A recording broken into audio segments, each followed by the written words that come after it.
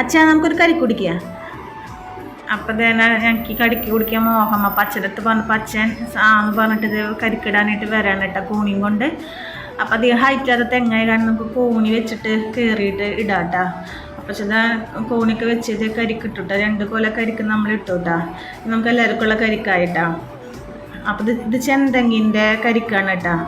അപ്പം അത് കാരണം നല്ല മധുരമുണ്ട്. നമുക്ക് കരിക്കനാണ് ഇവിടെ കൂടുതലായിട്ട് യൂസ് ചെയ്യുക കേട്ടോ. നമ്മൾ ഈ ചെന്തെങ്ങിൻ്റെ നാളികേരത്തിന് നമ്മൾ എടുക്കാറില്ലേ കരിക്കായിട്ട് തന്നെയാണ്. കരിക്കാവുമ്പോഴേക്കും നമ്മളത് പൊട്ടിച്ച് കരിക്ക് കുടിക്കുക ചെയ്യാറ്.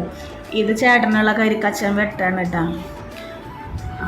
അപ്പോൾ അടുത്തത് എനിക്ക് വെട്ടാനായിട്ട് എടുക്കുകയാണ്. അപ്പം ഇത് എനിക്കുള്ള കരിക്കാണ് കേട്ടോ. അപ്പോൾ എല്ലാവർക്കും കരിക്ക് വെട്ടുണ്ട് കേട്ടോ. പിള്ളേർക്കുള്ള 2 കരിക്ക് അവിടെ മാറ്റിയിട്ടിട്ടുണ്ട്. പിന്നെ ഞങ്ങൾക്ക് എല്ലാവർക്കും ഉള്ളത് വെട്ടണം. അവർ ട്യൂഷന് പൊരിക്കുക. അപ്പം അത് കാരണം അവർക്കുള്ള കരിക്കൂടെ മാറ്റിയിട്ടിട്ട് ഞങ്ങൾക്ക് എല്ലാവർക്കും വെട്ടി തരാണ് കേട്ടോ അച്ഛൻ. അപ്പം നല്ല മധുരമുള്ള കരിക്കും വെള്ളം എനിക്ക് ഭയങ്കര ഇഷ്ടമായി. നല്ല മധുരം, നല്ലൊരു ഫ്രഷ്നെസ്സാണ് നമുക്ക്.